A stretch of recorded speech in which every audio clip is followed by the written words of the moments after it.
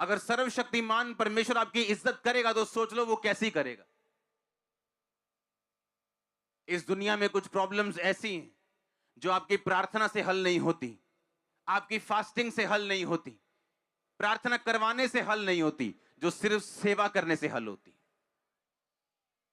सिर्फ सेवा करने से, जो और किसी चीज से हल नहीं होती। इस हफ्ते मुझे एक मैसेज मिला कि मेरा एक दोस्त है जो जलंधर का, वो मुझसे मिलना चाहता है।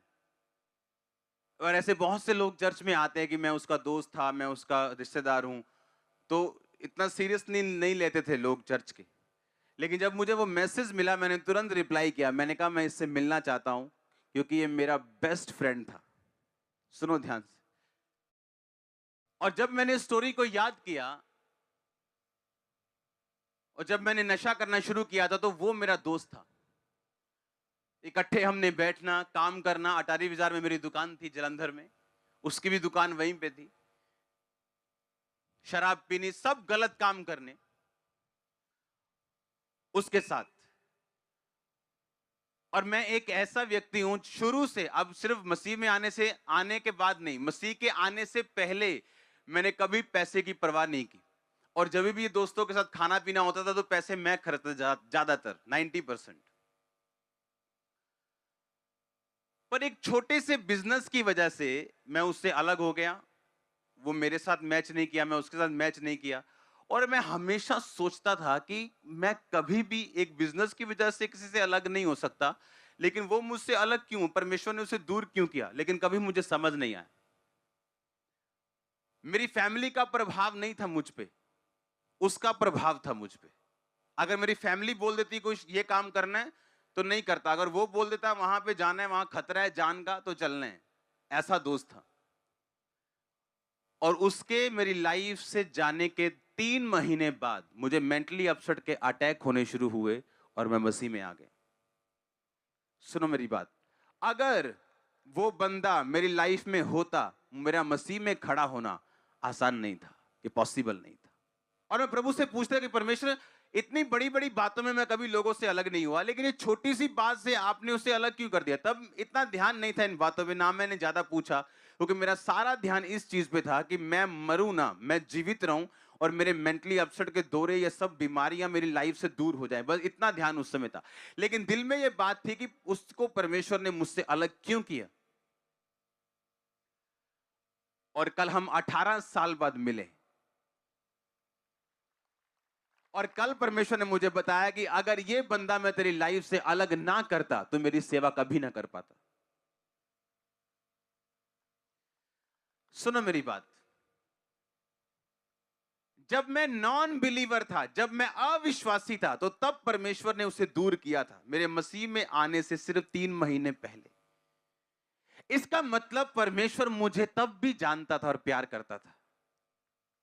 सुनो मेरी बात, अगर परमेश्वर का हाथ मेरे सिर के ऊपर था तब भी जब मैं अविश्वासी था, तो सोचो जब मैं विश्वासी बन जाऊं और सेवा करने लगूं तो क्या होगा।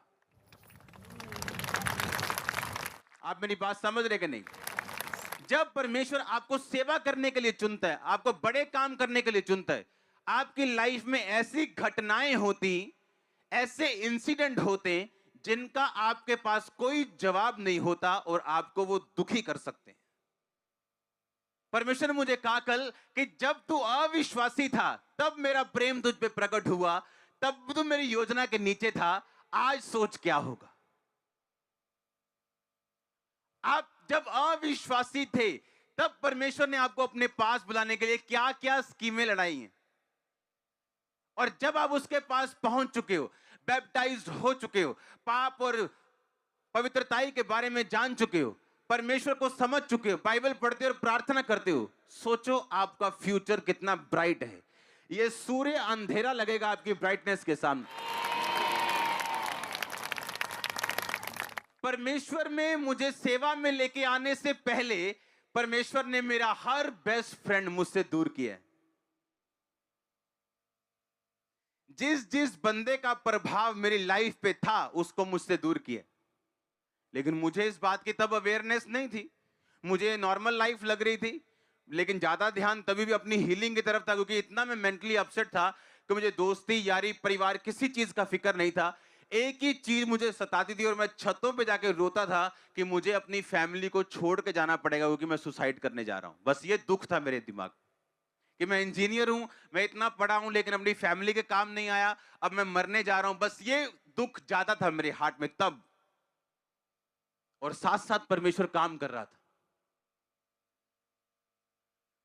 और वो 3 दिन यहां आता रहा, वो कहता रहा मैं मिलके जाऊंगा, मुझे मालूम है कि अब उससे मिलना आसान नहीं है, मुझे प्रोसीजर्स फॉलो करने पड़ेंगे, मैं सब फॉलो करने के लिए तैयार हूं। लेकिन जब मुझे मैसेज मिला, मैंने कहा कोई प्रोसीजर नहीं, सीधा घर आ जा। हम 5 घंटे बैठे उस दिन कल, हालेलुया। और वो देख रहा था, कहता ये क्या हो गया, ये वाला अंकुर और वो वाला, इसमें जमीन और आसमान का फर्क। जब परमेश्वर आपसे सेवा लेनी चाहे, जब आप इस बात के लिए तैयार हो कि मैं और मेरा नाई होंगी जो आपको समझ नहीं आएंगे, पर आप उन 10 सालों में, मैंने कहा 2004 से लेकर जब मैं प्रभु में आया 2014 तक, मैं एक अकेला इंसान रहा हूं। मम्मी से कोई बात नहीं, पापा से कोई बात नहीं, भाई से कोई बात नहीं, कोई दोस्त नहीं, सिर्फ एक स्पिरिचुअल फादर, उनसे भी महीनों में एक बार बात हो जाए, 1.5-2 महीने में एक हो जाए, कोई नहीं। इन 10 सालों में परमेश्वर ने मुझे सिर्फ तैयार किया। आप समझ रहे मेरी बात को? आज लोग तैयारी नहीं चाहते, वो चाहते हैं कि रिजल्ट हमें मिले। अगर आप इस बात को ध्यान से समझो, जो गीत आप सुनते हो अर्नेस्ट मॉल के, सिर्फ अर्नेस्ट मॉल एक ऐसे सिंगर हैं जिनको मैं सुनता हूं। अगर आप आजकल के वर्शिप उठा के देखो तो उनका ध्यान वर्शिप की तरफ नहीं, एक सीन में 4 सूट चेंज हो जाते हैं। मतलब आपको देख के लगता है कि यार बंद करो इसे, मेरी स्पिरिचुअलिटी कम हो रही सॉन्ग सुन के। मुंह की तरफ ध्यान है, दान तो मतलब एक्सप्रेशन नहीं मिस होना चाहिए कोई भी, पर सॉन्ग में मसा हो चाहे ना। ये जो फॉलोअर्स होते हैं ना, ये जो फॉलोअर सब्सक्राइबर्स टिकटॉक पे, ऐसे लोग जिनकी सिर्फ ये धीमे धीमे करते हैं और 3-3 करोड़ 30-30 करोड़ फॉलोअर्स होंगे। हाँ, तो क्या हम उनको कामयाब मान लें? कामयाब हो गए वो? अरे यार, परमेश्वर की निगाह में कामयाबी कुछ और है। हालेलुया। कल मेरा दोस्त आके बता रहा था कि यहां जलंधर में ऐसे लोग जो टॉप पोजीशन पे हैं, और लोग बोलते हैं क्या बात, क्या अमीर बंदा, एक ही बेटा नशे करता है। वर्शिप का माहौल ही खराब कर दिया आप तो। अर्नेस्ट मॉल रात बैठते थे, पूरी रात 12 बजे बैठना, सुबह 7 बजे तक परमेश्वर में प्रेयर में बैठ के 8 बजे परमेश्वर ने बोलना भजन संहिता खोल, मैं तुम्हें सॉन्ग देता हूं। ऐसे यंग सिंगर्स हैं आज भी, अगर आप उनको सुनो तो आप देखोगे कोई ओवर मेकअप नहीं, बस सॉन्ग की तरफ ध्यान है, सामर्थ की तरफ ध्यान है, गाती हैं तो मजा आता है। हाँ या ना? और ऐसी हमारी लाइफ होनी चाहिए। आमीन। ये फॉलोअर्स तो टिकटॉक पे भी बहुत है लोगों के, वहां पे जार गलत बातें करो तो आपके लाख लाख फॉलोअर बन जाएंगे। बन जाएंगे कि नहीं? कुछ भी गलत डालो फॉलोअर बन जाएंगे। अरे लोगों को टाइम पास करना है, आप टाइम पास करने के लिए नहीं आए हो। हालेलुया। आपको सेवा करनी है। मेरी 4 साल की बेटी अभी से सिंगिंग सीखती है, प्रोफेशनल सिंगिंग। सिर्फ ऐसे माइक लेके नहीं, सिंगिंग सीखती है पूरा हफ्ता, एवरी डे। हमने जहां बच्चों को लेके जाना है, आपको जहां जाना है, आप आज तैयारी करोगे उसकी। आमीन। इमेजिन करो 2004 से लेके 14 तक अपनी शर्ट लेने मार्केट में नहीं जाता था, अपनी पैंट लेने नहीं लड़के जाते थे लेने के लिए। बिल्कुल अलग लाइफ, दुखी दुखी जैसे आप बोलते हो कि अकेली लाइफ टोटल। क्यों? परमेश्वर तैयार कर रहा था मेरे को। आप उसकी सेवा करने के लिए अगर तैयार हो, कुछ घटनाएं होंगी, कुछ इंसिडेंट्स होंगे, कुछ दुख खाएंगे, लेकिन वो आपको इतना तैयार कर देंगे, उसके बाद की ब्लेसिंग आपकी अनमैच्ड होगी, कोई मैच नहीं कर पाएगा आपसे। यहोशू ने कहा तुम चुन लो तुम किसकी सेवा करोगे। तुम चुन लो तुम किसकी, मैं तो अपने घराने से मैं यहोवा की ही सेवा करूंगा, तुम चुन लो तुम किसकी सेवा करोगे। इसका मतलब एक विश्वासी भी खुदाबंद की सेवा करने के लिए बुलाया गया। बाइबल कहती है कोई चर्च में प्रबंधक होगा, कोई वॉलंटियर होगा, कोई असिस्टेंट होगा, कोई कॉल सेंटर में होगा। लिखा परमेश्वर ने अलग अलग वरदान दिए। अगर आप विश्वासी हो और सिर्फ विश्वासी के तौर पे चर्च आते हो तो आप कंप्लीट विश्वासी नहीं। हालेलुया।